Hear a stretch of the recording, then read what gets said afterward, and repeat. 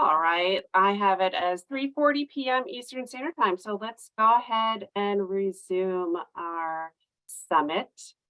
So now we have a great session for you on addressing present and future civil unrest in major U.S. cities.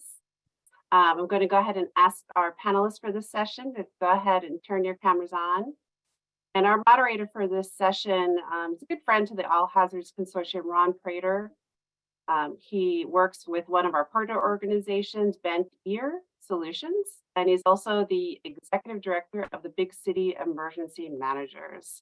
So Ron, I'm going to turn this panel over to you.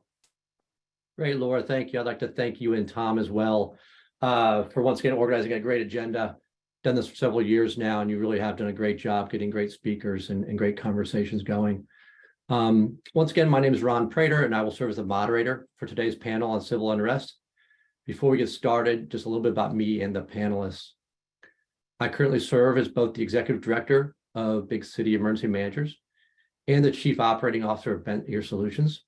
Big City Emergency Managers, if you're not familiar with it, is a not-for-profit that includes the directors of emergency management from 15 of the largest jurisdictions in the country. Together, these emergency managers serve over 20% of the nation's population. I'm now very fortunate to introduce the panelists for today. They are all part of my BCM community and good friends doing amazing work for the communities they serve. First is Curry Mayer. She is the director of the City of Seattle's Office of Emergency Management. Prior to becoming the director there, she served as the emergency manager for the city of Bellevue, Washington. And prior to that, she was in California, where she supported both state and local emergency management programs. Curry has over 25 years of experience in homeland security and emergency management, and recently co-authored a book called The Future of Emergency Management After 2020, The New, the Novel, and the Nasty. We'll then go to Matt Mueller, who is the executive director of the city and county of Denver's Office of Emergency Management. In this role, he is not only in charge of strategic oversight of the office, but he also serves as the chair of the UASI, chair of the Securing the City's Executive Committee, the chair of the Local Emergency Planning Committee, and he serves on the Governor's Emergency Security Advisory Council. He has dedicated more than 20 years to emergency management and humanitarian assistance. And finally, we have Clint Osborne, who is the deputy director of the Washington, D.C. Homeland Security and Emergency Management Agency. In this role, Clint serves as the deputy to the district's Homeland Security Advisor and State Coordinating Officer. Over the last few years, he has also served in leadership roles in significant events and emergencies in the district, including the shutdown D.C. protests, COVID-19, the George Floyd protests, and the January 6th attack on the U.S. Capitol building. He's an active member of the National Emergency Management Association's Deputy Director Group and part of my Big City Emergency Managers. Each of the panelists will start with the past, and then we'll cover the future and what's next in terms of addressing civil unrest. I'll do my best to moderate these, but by all means, please ask questions, put them in the Q&A. I'll do the best I can to pull those into the discussion. Now let's jump into the remarks from each of the panelists about civil unrest in the major U.S. cities. Curry, I'm going to start with you. Can you highlight what civil unrest looks like in Seattle over the past few years and what were the major challenges? Sure, happy to. Good afternoon, everyone. Happy to be here with all of you. I think it's important when looking at the past to really separate the kind of longer term past of civil unrest and peaceful protests and demonstrations, and then how things really shifted in 2020. So as you may know, and those who are not familiar, Seattle, the city of Seattle has a history of really supporting people expressing their First Amendment rights. We've had a lot of notable demonstrations here for a number of different topics, some political, some not, all really in the public sphere. There were a couple in the past that where there was some concerning behavior, but nothing super drastic. And then in 2020, for all of those things that we've all experienced, things really shifted. You know, people were home. There was the murder of George Floyd. A lot of people were not working for various reasons or had decided to take a break, and we were dealing with how to manage COVID.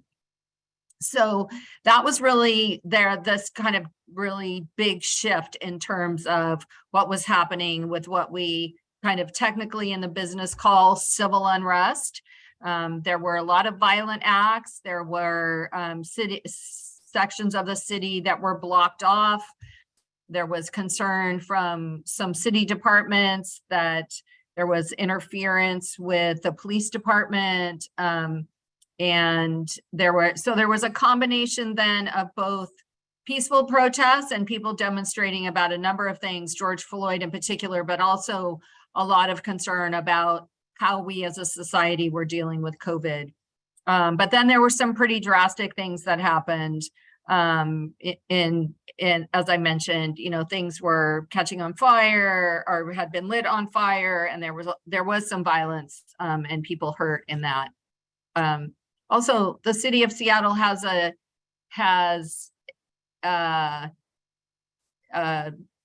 requirements about use of force, and we don't do that here. And so there were a number of people that were concerned with how the police was able to respond and what they were able to do. So after that, there was some changes in how things were funded for the city as a whole, and a number of things were removed out from under the police department, the Office of Emergency Management being one of them, which was a good thing because we're related to public safety, but not public safety, and we're not field responders.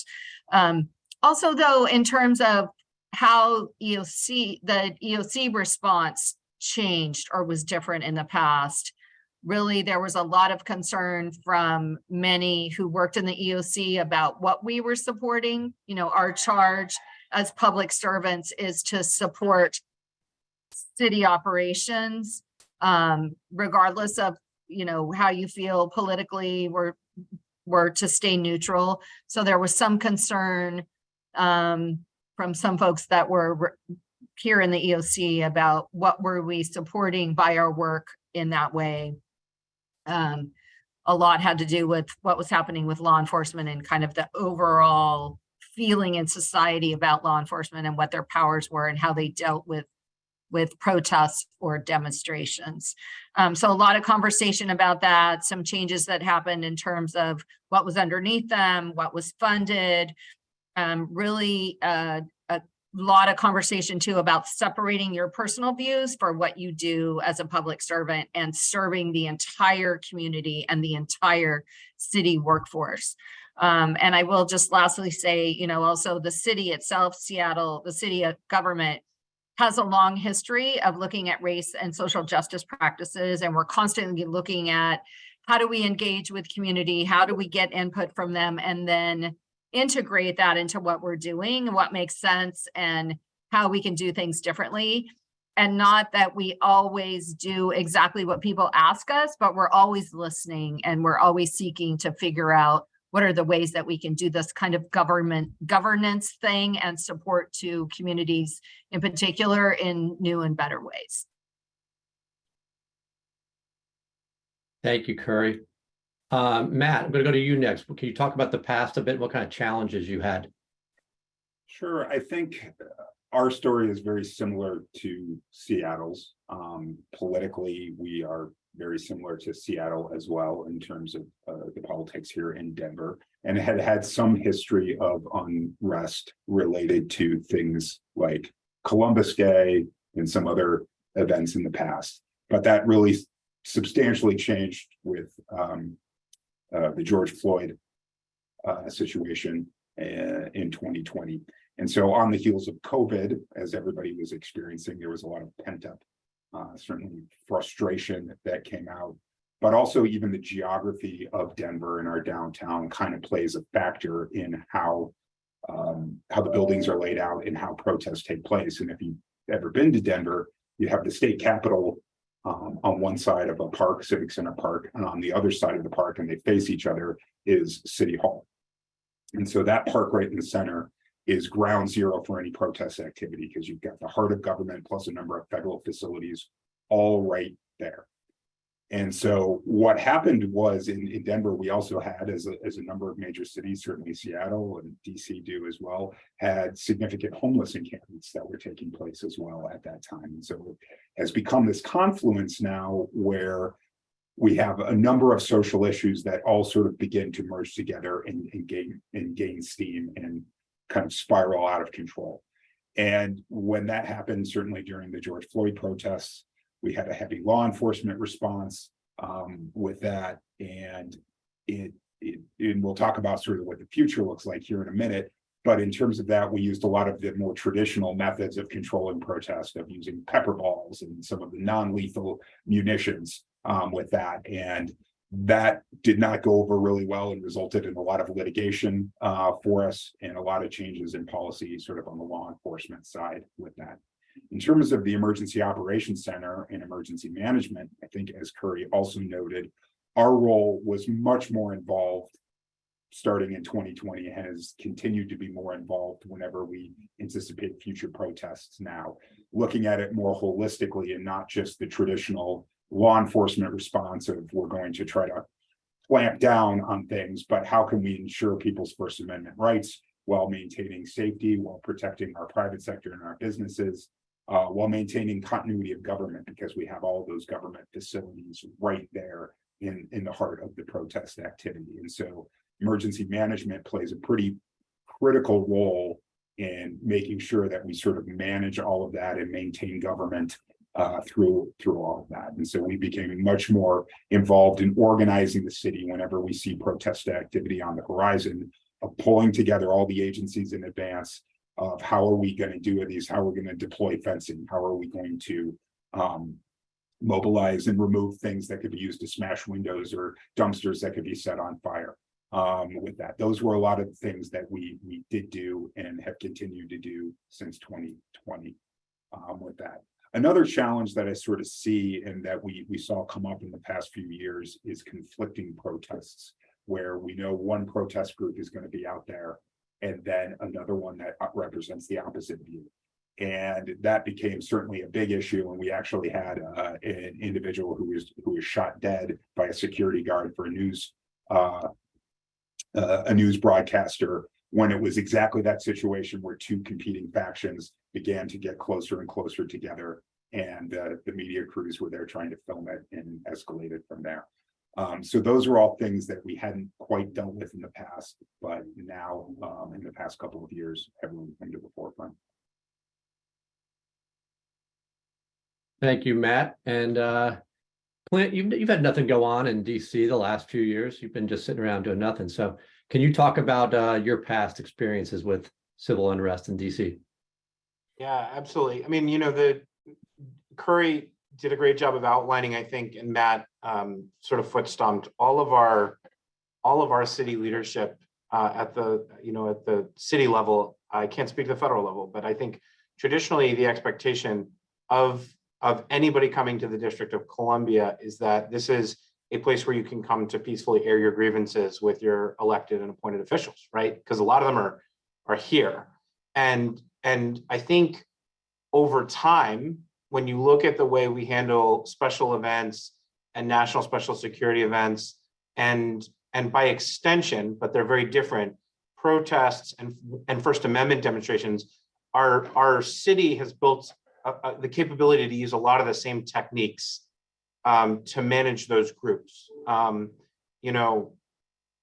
The difference, and I think what we saw over the, starting with the murder of George Floyd, and then in the winter, the January 6th attack on the US Capitol, is it went from airing our grievances to damaging property and violence, right? And our police departments, they really, especially our police departments, but our fire departments and all of our other organizations that are involved, when it comes to the control, I think that's that tricky nexus, right?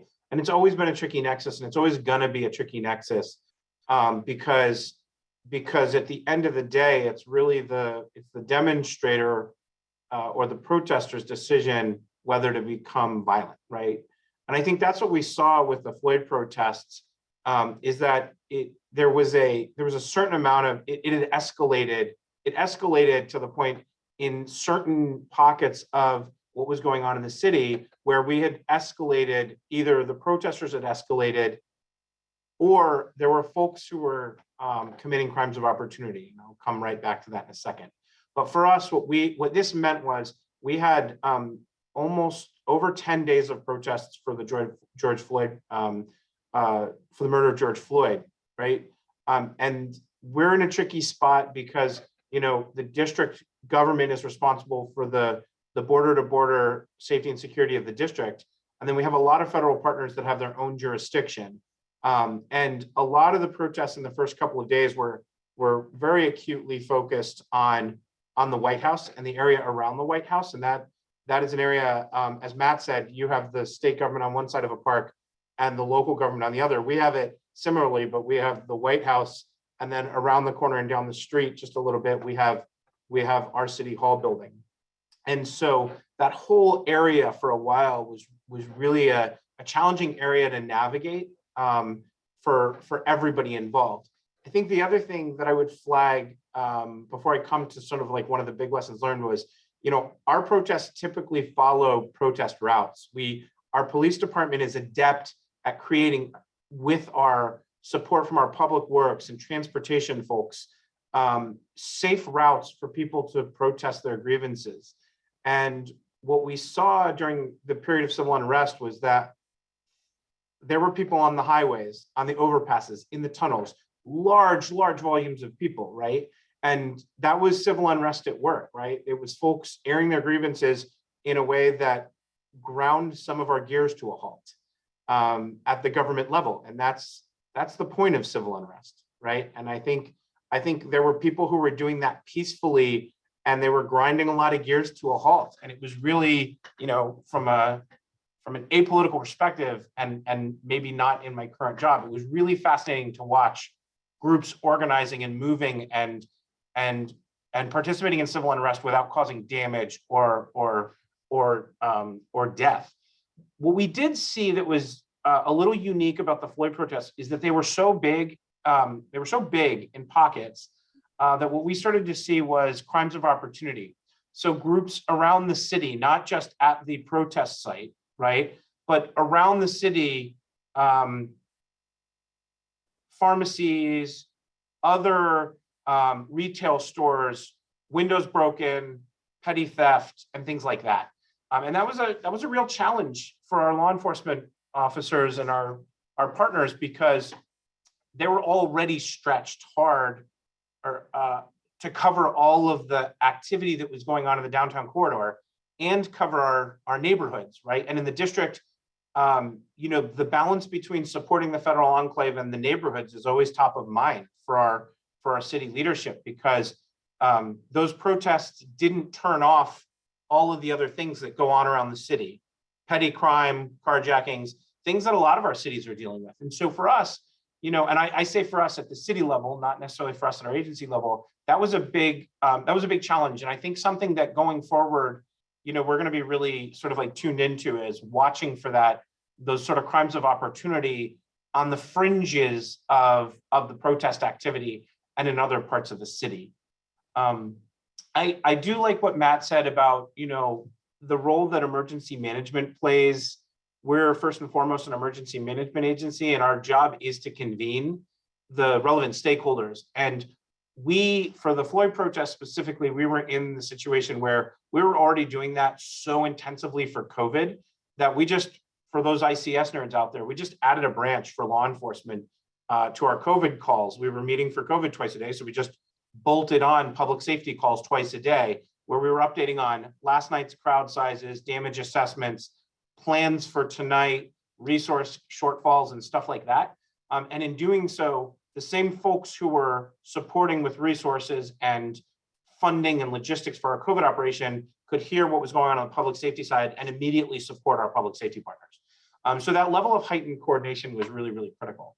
The other side of that, Ron, I think, as you were sort of like jokingly alluding to, was the January 6th attack, which I think has caused, I mean, there's books, there's testimony, there's all kinds of opinion pieces out there, but I think it really just highlighted for us some of the challenges we have and continue to have in the National Capital Region with coordinating around preparing for special events when we have so many different jurisdictions and so many lead agencies. And that's something I can talk a little bit about on, as we go forward into the conversation. But it was, for our staff, the one thing I will say is for our staff, it's been a real, it's been a really long couple of years coming off of that, and a lot of like head scratching and trying to figure out,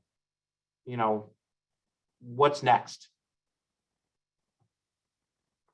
Thank you, Clint. We're gonna hold the suspense for a minute, let you come back in a minute for all those viewing and talk more about that. So I'm gonna thank you all for talking about the past. I appreciate it. I think it's important to think about the past when we inform the present and the future. Matt, I'm gonna go to you next now and talk about the future. And for Denver, or maybe for emergency management writ large, how do you see the handling of civil unrest? How has it changed, or how might it change? So I'll kind of start with maybe some of the more operational elements and then kind of back up at a higher level to a little more strategic. But I think at an operational level, as I alluded to, we became more proactive in terms of what we would do when we knew we were going to have protest activity. And that was a natural evolution of the George Floyd protest. And we'll continue to do that going forward. For example, when we had the Roe v. Wade overturning decision, that was one that we knew that was going to be coming.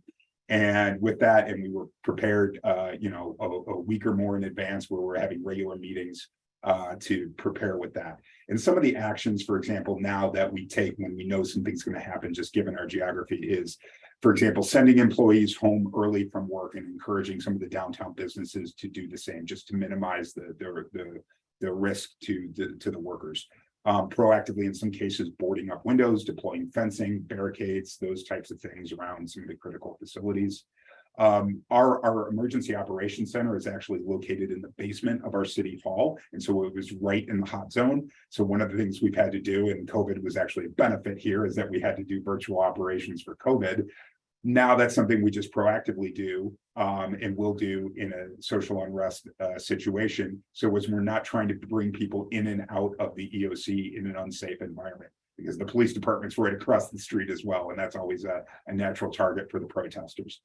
Couple other things, certainly, I know we are paying far more attention to the intel than we used to. I mean, we know about the fusion centers and the role of the intel, but really getting into it and having much more of a conversation early on in that role with that piece of it. Also coordinating with downtown businesses in the private sector with that, and making sure that we are relaying whatever intelligence that we do have. We're relaying any asks to those businesses of, hey, if you have any things that can be used and weaponized outside of your businesses, bring those inside, secure your facility, particularly those that we would consider to be critical infrastructure, focusing on them and keeping those lines of communication in. I think if I step back, maybe at more of a strategic level, some of the things that we're starting to see is, the confluence of what we consider First Amendment and social with social unrest, then blurring into now what we define within the Homeland Security community as domestic violent extremism, and where those lines sort of all kind of begin to blend together, and what is a First Amendment right versus what is extremism. And so it makes it really challenging to sort of navigate, are these people that we're protecting or we're apprehending, and where is that line? To do that, it's very much a challenge there. Another situation all of our cities, or most of the big cities in America, are facing right now is the migrant influx situation, which is beginning to cause more consternation on the political front, and we're seeing more extremist activity around that. I know here in Denver, as we've had a major influx in the last couple of months, that has led to some confrontations at some of our sheltering facilities, with some extremist groups coming, and the beginnings and rumblings of some protest activity over, how government funds are spent to support people that are coming across the border. And so these are all things that, at one time we sort of looked at discrete sort of emergencies, are now becoming these sort of complex, muddying into just everything seems to interrelate in one way or another. that leads into more of this social unrest that we have to be prepared for. Thank you. Interesting. And all right, so Clint, I'm going back to you now and then to Curry. Clint, can you talk about kind of what you all learned and what you're thinking about for the future now? Well, the problem with following Matt is that he says all the good stuff. So I think one, we're unique and very fortunate in that our Fusion Center is part of our organization. So while the bulk of what they do is direct support to law enforcement for the prevention of terrorism, we are very keen to leverage our intelligence capabilities internally to support our non-traditional Fusion Center customers and non-traditional intelligence community customers. Matt, those things that he's hammering out, sorry, Matt, I'm just going to take credit for all of your good ideas here. The things that he's hammering out, those are impacts and consequences. And I think we in the emergency management space, information in and the analysis is all about impacts and consequences. And I think that we're really starting internally and in other forums a robust discussion about what is intelligence, what are the intelligence requirements for emergency managers, given the broad scope of what we do and the role as conveners, and how do we sort of advocate for our partners in the rest of government and in our public sector and our private sector who need intelligence too. They just need it either sanitized or torn down, right? Matt, all of the things that he talked about were impacts or consequences to other government services. And at the end of the day, we're also the agency responsible for continuity of operations. And so in a lot of ways, dealing with this during COVID, our whole community was already our whole government community was already hypersensitized to continuity of operations and continuity of government. And so in a lot of ways, what we've done is we've leveraged, while we had the moment, we've leveraged those conversations to really emphasize for our partners that the way we look at your operations, if you're not law enforcement or you're not fire, you're not a first response agency, is we're watching the intel to let you know what the potential impacts to your operations are. And our goal ultimately over time, and Matt's spot on, right, is to stay focused on creating an intelligence pathway and an information collection pathway that isn't purely law enforcement focused. So that's like the first big one. I think the second one, and I talked to somebody about it this morning, is he described it as shell shocked, that after January 6th, we spent a lot of time in an extremely heightened state of awareness. And I don't know if Curry or Matt, if you dealt with this, but every protest that even had an inkling of counter protest, we were over resourcing our response. And it was because our sort of like the dial of risk that we were willing to tolerate had been dialed way down. And there's a truing up process that has to happen because for a long time, we were staffing as if we had across city government all of these resources, all of these dump trucks, all of these, public works drivers, all of these police officers and firefighters. And our staffing wasn't built for that volume of high level, consistent coverage for events. And so I think there's a big reckoning, there's a big truing up that has to happen to get us back to a much more manageable long-term risk assessment and risk tolerance that January 6th in some ways is good because it brought our tolerance down a little bit, but at the same time, our systems, we're all systems of systems, and we're built for the max of maxes, but we're not built to hold that capacity for a long time. And I think those are some of the things that we're keeping an eye out for over the next, the next couple of years, especially as we lead into the next cycle of elections. Thank you, Clint. All right, Curry, your time. Your turn. What's the future? Okay, thanks, Ron. I think When we look at the future of how we would handle civil unrest or with, the possibility for violence, it's really, I think, looking at it from a bigger picture standpoint, and that is this constant expansion of what emergency management scope is and how we get involved.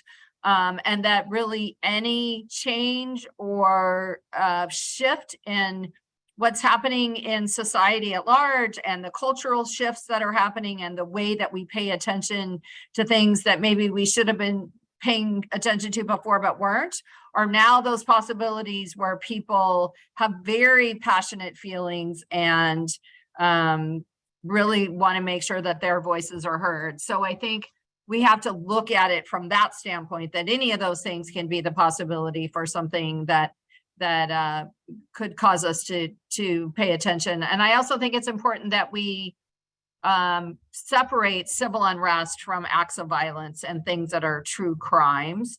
I also think how we look at the way in which we respond as government is also this huge opportunity for us to partner with new agencies and new businesses that we haven't in the past, and expand our work with the private sector. There are clearly things that the private sector does better than we do in government, and there are clearly things that government is used to doing that maybe are not in the wheelhouse of the private sector. So really a deeper dive into how we make that partnership work, capitalizing on what each of those groups do well.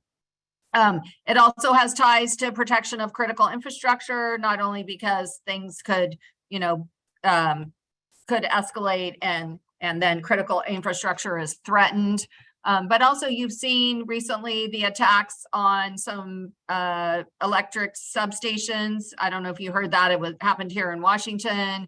That's part of the bigger issue that we're always thinking about, the vulnerability and security of the electrical grid. So that's a good example of how those people that were protesting that were protesting the workings of the energy and energy companies can bleed over into critical infrastructure. Also city planning, how we deal with climate change and sea level rise. And those are all things that people care about. And so when we talk about our response to those things, we're also then going to be looking at where people are going to interject and want to have their voices heard about what's happening in society at large. So migration also, I think, is worth mentioning. Matt and Clint and I and big city emergency managers have had a lot of discussion about that. People across the country are upset one way or the other about what's happening with migration. And it's a local government are the first ones to respond in conjunction with community partners, but it's really a federal policy issue.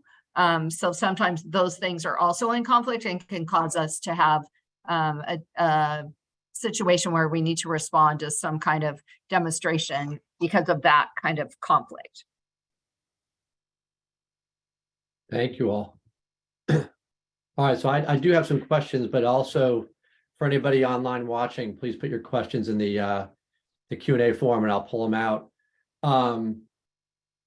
Attending this today are a lot of people from the public and the private sector. And a couple of you mentioned interacting with the private sector through the civil unrest and other issues. And Curry, I'm going to start with you.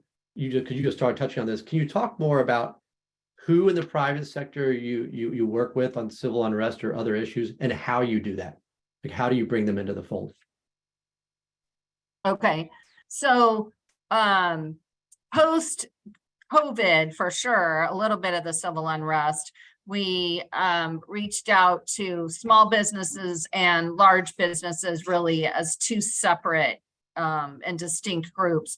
There were a lot of small businesses here, and I'm sure in other cities, I know Matt and Clint have experienced, Clint mentioned this as well, where there was a lot of vandalism and other things that whoever happened to be nearby where the protests were happening. I'm not sure how targeted they were for specifics, but a lot of small businesses were struggling with that. So our outreach to them has been primarily around planning, in terms of dealing with a future event, and then also really about contingency and coup planning on a smaller scale, and how they could do that, and who that a lot of also what the smaller businesses need was, how do we connect with the right government entity that might provide resources? What money's available? How do we do that? How do we kind of navigate that, which is the kind of behemoth of government institutions? Larger governments are different. And my approach, or our approach, with government has been, well, first of all, there are a lot of departments within the city of Seattle that deal with businesses for various things. And we have an Office of Economic Development.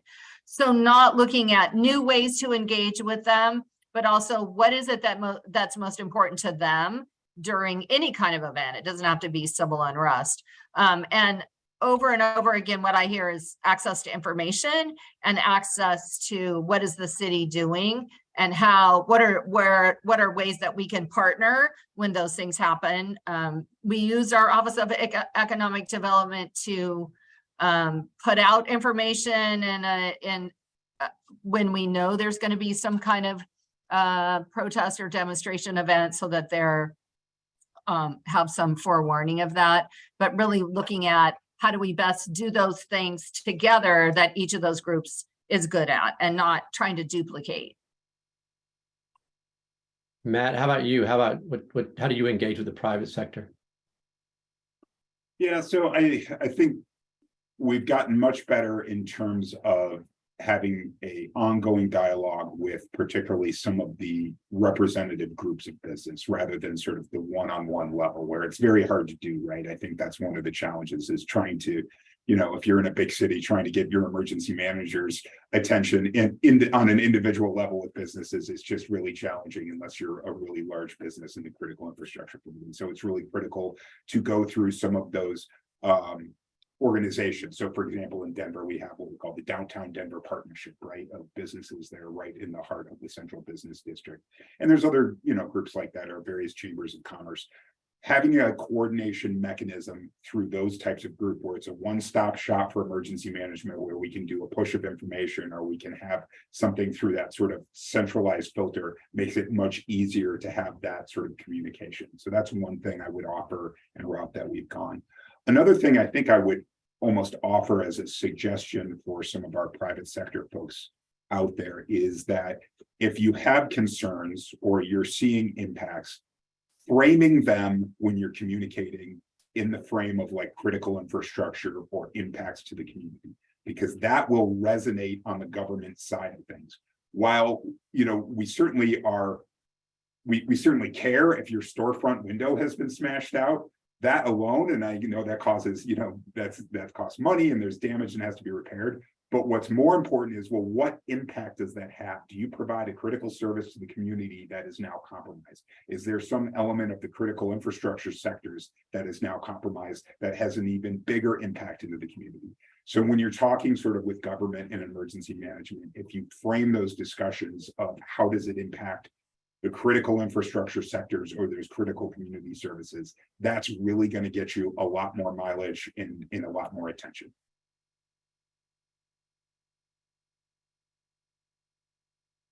Thank you. Sorry, I couldn't unmute.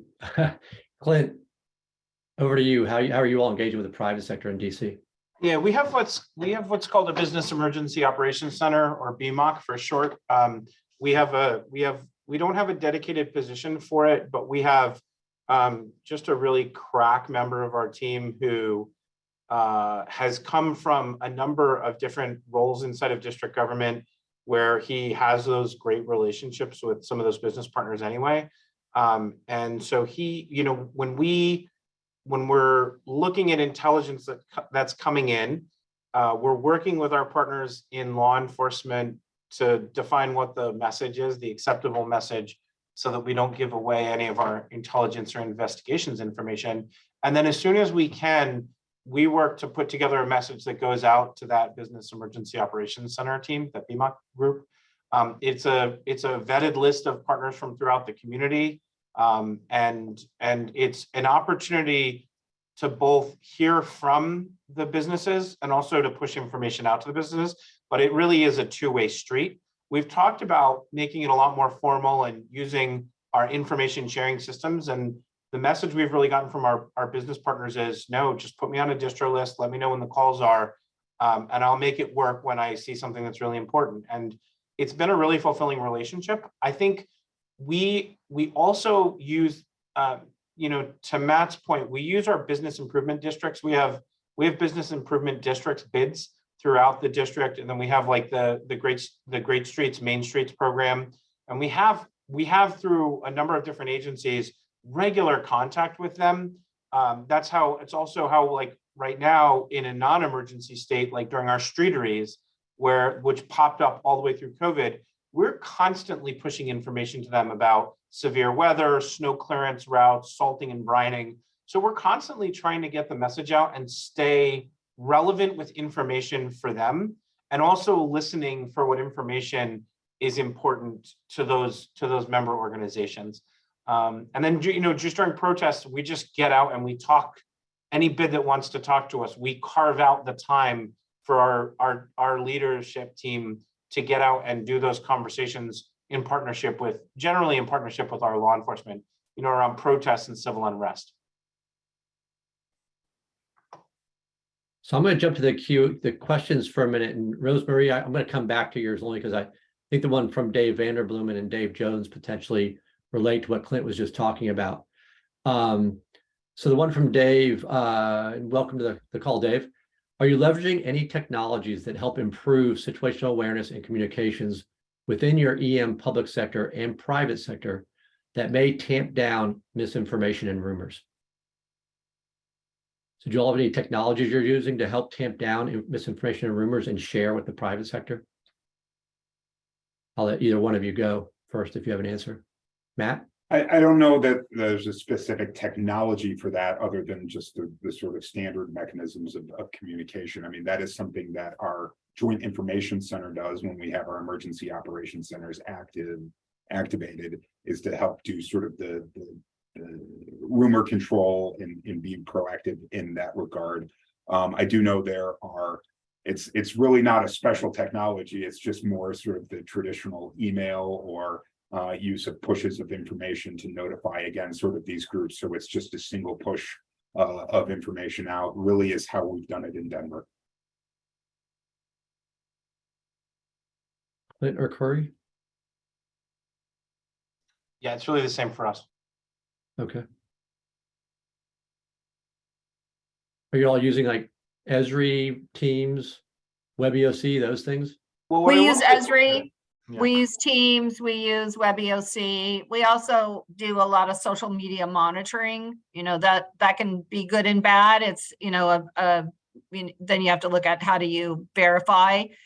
But it definitely can give us a read on things. We also get a lot of information specifically about demonstrations and whatnot from social media. So that's definitely a tool that has things you have to be careful of, right? The only thing I would add is we do have it's called Alert DC, and it is our official public messaging channel. This year we moved from just a subscription option to also co-broadcasting all of our alerts onto Twitter for the tweeters out there. That anybody in the community at both in the business community or the individual resident, or even folks who have a relationship with the district through a family member or something like that. We try to push really good. In a lot of cases, it's just pertinent negatives and things like that, but we do try to push that. We don't, it's very much an alerting though, right? It's that initial hit of information. There's a road closure in a major corridor for police activity, avoid the area. We don't get into a lot of detail, mostly because we don't have a ton of characters. But it is a tool that we use, and I know a lot of our communities are leaning into that. Go ahead, Curry. I was just gonna say, we have Alert Seattle, so we notify people that way too. And but you do have to sign up for it. We also, have Twitter accounts and whatnot. We're watching very closely what's happening with Twitter. Related, Dave Jones asked, how do you determine what information can be shared with the private sector versus what you have to hold on to internally? Do you have a mechanism for that? Yeah, that's a good question. I think the answer is it depends, right? Is that if it's just general information, it's not really delineated with what the public can get versus what goes to the private sector. For us, the delineating factor is typically, is it critical infrastructure related? That there is a specific sensitive need to know, and then there would be direct communication with that entity in the private sector. But otherwise, it is just sort of the same general public safety information and safety information that the public could have access to as would be for the businesses. It may be a little more targeted. I think, Clint brought up the thing like road closures, for example, things like that, that again could be publicly available. It's not necessarily sensitive information, but it is more pertinent to a lot of businesses who want to know if the traffic around their business is going to be blocked off. But really the critical infrastructure piece of it is where you would get onto that one-on-one sort of sensitive communication directly with a business. Curry, Clint, anything to add to that? All right, so I'm going to back up to Rosemarie. Hopefully I'm pronouncing that right, since she was the first one to ask a question. Her question is, the acts of violence are ramping up with political officials deciding to reduce police presence. What can the small businesses of the world do to protect themselves? What advice do you have for small businesses? I'll start that one off. I mean, I think I was an EMT when I first started in public safety. I started as an EMT, and then I got into emergency management. I've been in emergency management for a long time, long enough that I've forgotten most of the skills that I learned as an EMT. But one of the things I tell people is that when I was an EMT, I always felt like I could tackle anything that came along. And I think that, writ large for a small business, what does that mean? That means have a plan. Think about what drives your business forward, what propels your business forward, how you serve your customers, what your supply needs are, who are your critical vendors, and what about your business will continue to sustain your business into the future, and really work to shore those things up. We could call that business continuity planning. You can call it continuity of operations planning. But the more time you spend preparing your business and your organization, the more confident you'll feel that when something hits, you're ready for it. And there are things that through that planning process, you'll realize there's nothing I can do about that, right? Be properly insured. As a business, there's nothing more valuable than being properly insured. And I'll share a quick tidbit.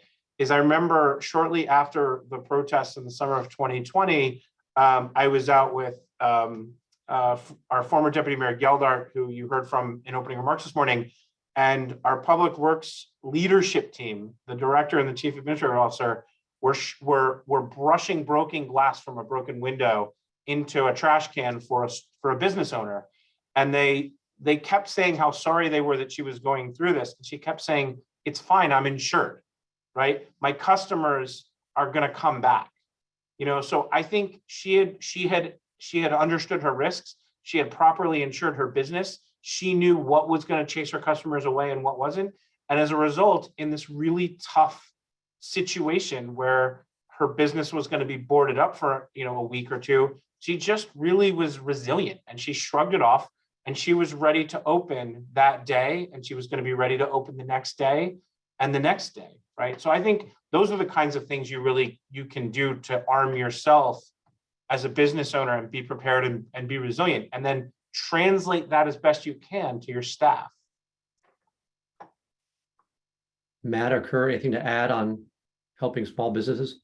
Those are all super important, and the kind of longer term perspective about preparing way ahead of time instead of, in the midst of, right before the crisis. But then I think there is a piece of, we know this is going to happen, and having some forewarning, and maybe it's making sure that your place is secure. There were a lot of businesses that just automatically board up And I know that sounds drastic, but sometimes for small businesses, it's the best way to keep there from being kind of random vandalism in the midst of people being, demonstrating about something. So sometimes it's just that. What are the security measures I can take right this minute that will protect me from this? And then having those other plans and things that Clint mentioned. Yeah, Curry said exactly what I was going to say. I mean, simple things like proactively boarding up while you may have to close earlier than you need to, or it turned out you didn't need to maybe close your shop. It's the ounce of prevention is worth a pound of cure. That in the long run, that taking a short-term loss to say, prevent a even bigger, more catastrophic loss is probably well worth it. Good points. And what I've learned from you all as well, and Clint, you started to touch on this, that in some ways, it's been your business, you're only as resilient as your staff and the people who do your work for your business. But they're not resilient. You might have open your doors, but you have no workers. So they all play together.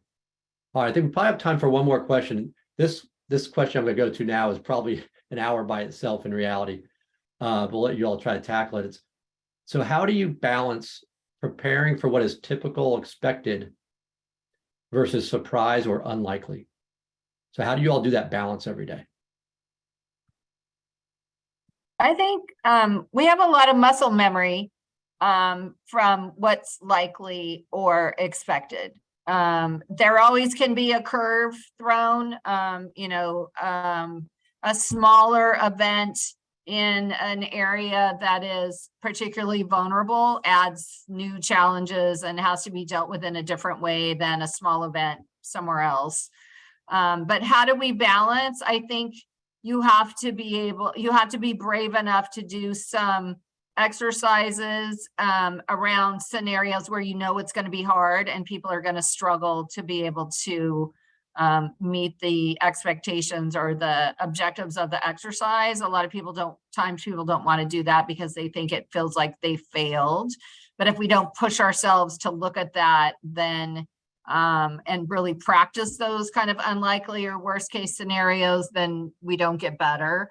I don't know that there's really a way to balance. I think my feeling on emergency management, and I've been in the field for a long time, is that we're always juggling.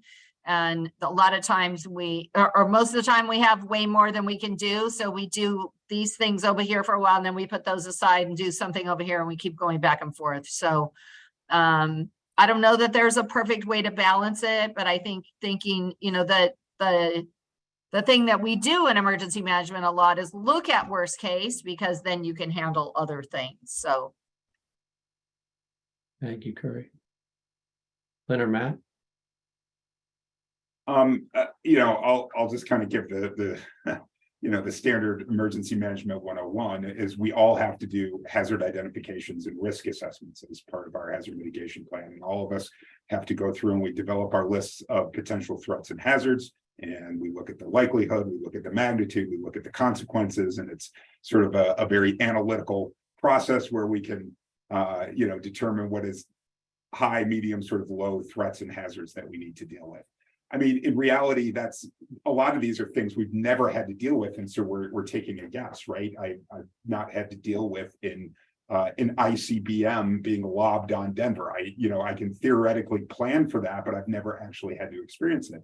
And frankly, most of us really, when we talk about pandemic, I mean, there were things like H1N1 and bird flu, but until we had COVID, we didn't really experience a pandemic. And how much effort would we have put into that preparedness versus now that we've been through like a really, truly major pandemic, what we sort of think about it. And so there's always a sort of degree of, you just don't know. And so you try to follow the intel, you try to do your due diligence in terms of that hazard identification and risk assessment process.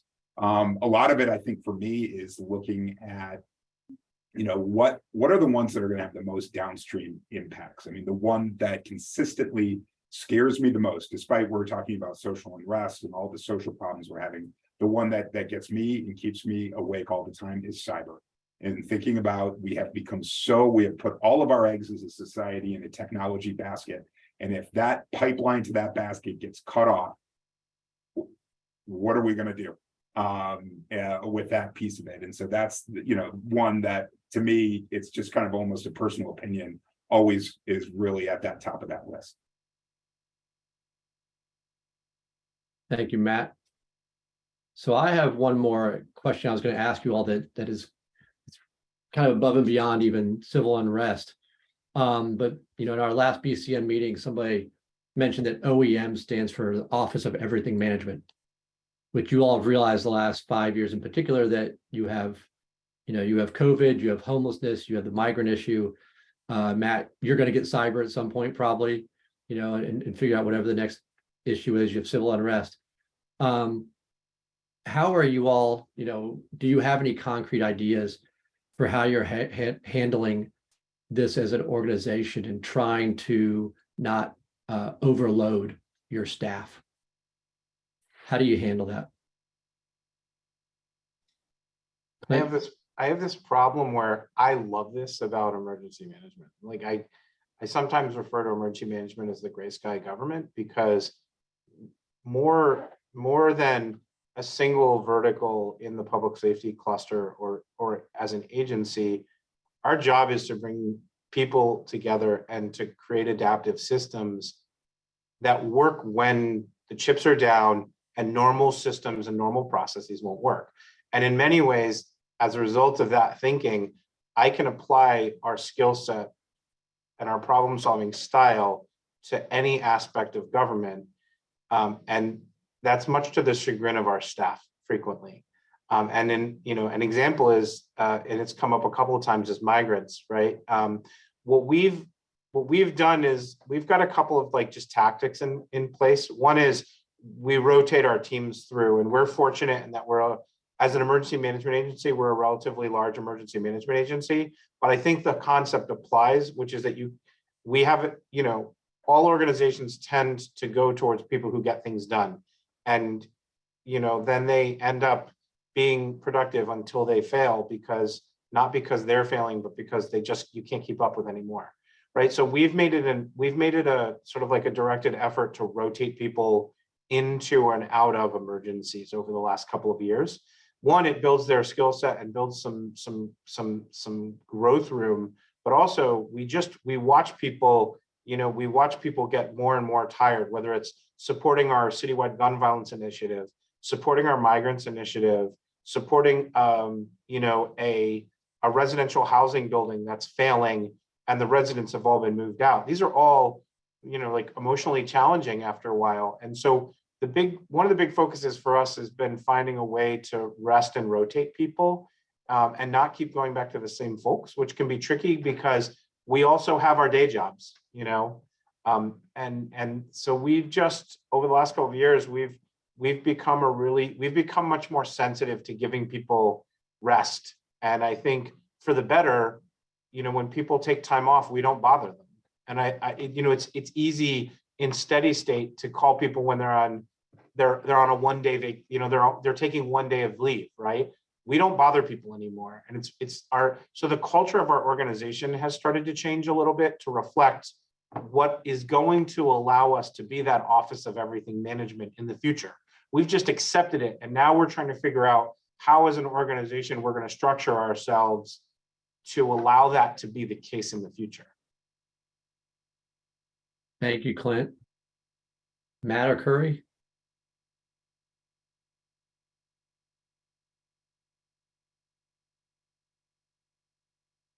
Yeah, I mean, I think Clint hit it. I literally was having that conversation with one of my staff members today.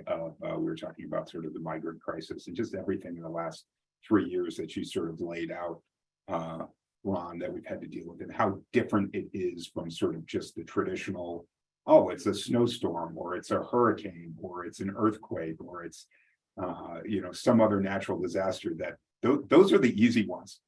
The hard ones are, everything is political now, and it has become very political, and is not easy in its response. So there's not a clear playbook or a clear path. And so I think the challenge with our staff is this feeling of when does it end? Are some of these things, are there ends to it? I mean, is there an end to homelessness because homelessness intertwines with everything we do in the big cities anymore? Is there an end to the opioid epidemic because that intertwines with everything that we do?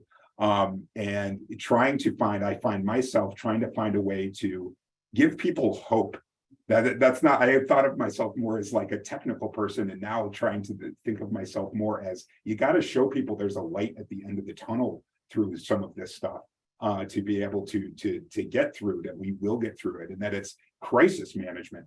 You know, we talk about emergency management, or disaster management, or everything management. These are just one crisis after another, that we can get through this and do it. And I'll say too, I think even the nature of people that are coming into our field is maybe changing over the years, that it is people that are wanting to, or starting to see, this is different than it was even 10 years ago. And it's a different type of person that works in this field, and it's a different type of skill set that is needed. And we're seeing some evolution with that as well.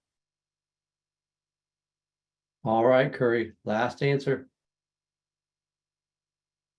How do I don't know that I have more to offer. I think being really cognizant of how your staff is doing and whether or not they need a break, and making sure that they get a timeout, especially when there's very politically charged things. And I think, as Matt just said, everything is politically charged now. And we're doing things differently and talking about things differently, and just really the awareness of how that impacts the people that work with you, because if your team's not in good shape, then you can't do anything to help people outside. So I don't know how we deal with the emergency management of everything. I've always felt like emergency management was connected to everything. Whether or not we need to be involved in all of it, that may be a different story. But yeah, I'm not sure I have a good answer for how we manage that. Definitely a growing field. Curry, Matt, Clint, huge thank you all for your time today. Especially knowing how busy you all are. I do appreciate it.